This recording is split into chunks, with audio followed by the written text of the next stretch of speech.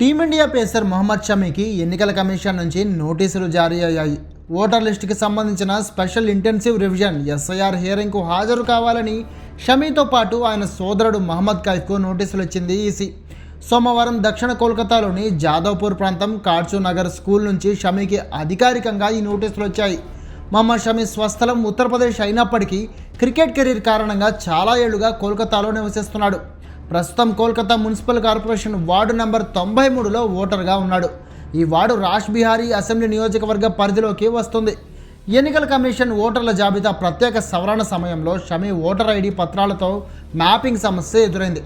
ఓ వ్యక్తి పేరు 2 చోట్ల ఉన్నప్పుడు లేదా చిరునామాలో సాంకేతిక లోపాలు ఉన్నప్పుడు ఈ మ్యాపింగ్ సమస్య ఎదుర్కోవాల్సి వస్తుంది.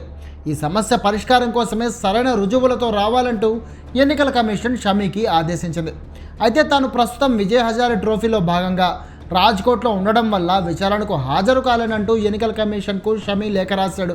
దీంతో షమీకి సంబంధించిన ఎస్ఐఆర్ హియరింగ్ని జనవరి 9 నుంచి 11 మధ్య నిర్వహించాలని ఈసీ నిర్ణయించినట్లు సమాచారం.